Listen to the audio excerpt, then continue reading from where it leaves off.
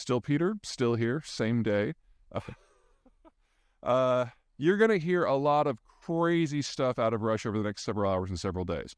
You're going to hear that Prigozhin is having conversations with military commanders. You're going to be hearing stories about military commanders flipping sides. You're going to be hearing about defections within Wagner itself, of people going the other direction.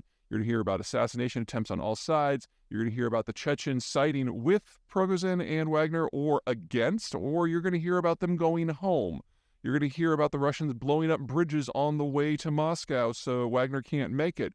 You're going to hear about forces gathering along the way. You're going to be hearing about airstrikes on Prigozhin because Wagner is so terrifying that the Russian military doesn't want to engage. You're going to hear lots of stuff. Some of it will even be true.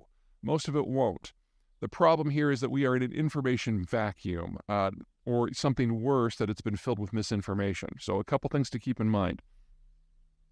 First of all, there is no free press in Russia. There hasn't been for 20 years. That was one of the first things that Putin did when he took over. He removed all the satirical shows, he removed all the news shows, he removed all the investigative shows, and it became basically a one-man government and a one-state propaganda system that has become more and more and more intense, especially since the onset of the Donbass war back in 2014.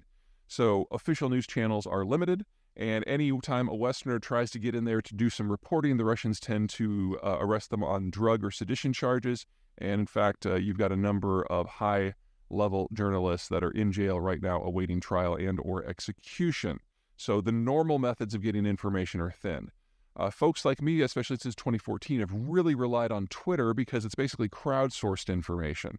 And there was always a battle between the Russian bots and the Russian trolls on one side and the people who are trying to get information out on the other. And when we got to the start of the war in February of last year, the bots and the trolls just went away because a lot of governments and a lot of institutions, including Twitter, did a big crackdown on Russian misinformation.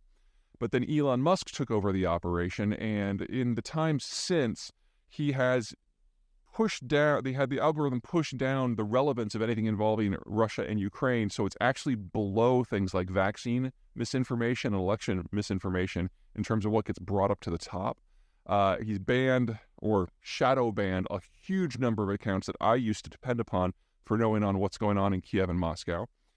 And most importantly, he's allowed the bots and the trolls to come back in force. So there's easily 2, maybe even 3 times as many bots and trolls from Russia on Twitter today. Not just that these are sources of misinformation, they're not all on the same side in this coup.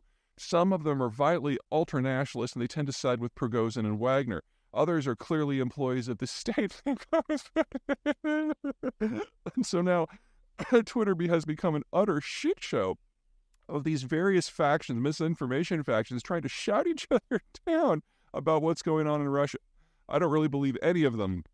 And so confirmation in this sort of environment just takes forever because, if you don't get live video, it's really hard to confirm if something's actually happening. And now we've got Elon and Putin and Prigozhin all with their own narratives about what's going on, and keeping track of it is just going to be a nightmare. Now, this will sort out over the next several days as the reality of events on the ground overtakes the propaganda machine, and things are moving very quickly. And all of those things that I outlined at the beginning of it, those are all feasible outcomes, but obviously they can't all happen at the same time. So I will do my best to parse through them. I will try to lead with the things that I have confirmed, just like I did in the first video of this series. But it's going to be really, really messy, and there's no way around that.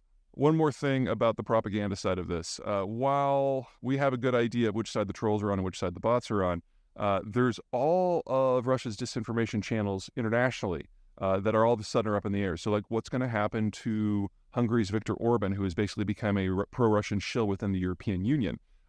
Is he in favor of Putin holding on to control, or does he like a more militaristic Russia because it would be more of a foil to be used in the European Union? What about people like Tucker Carlson, who have gone in hook, line, and sinker with the Putin side of things, now that you have a more of a nationalist firebrand who we might find more ideological attractive in Prigozhin?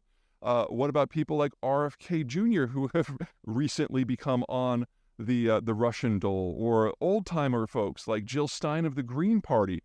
All of these commitments that the Russians have cultivated very carefully over the last decade are all of a sudden completely up in the air, and we just don't know how it is all going to fall.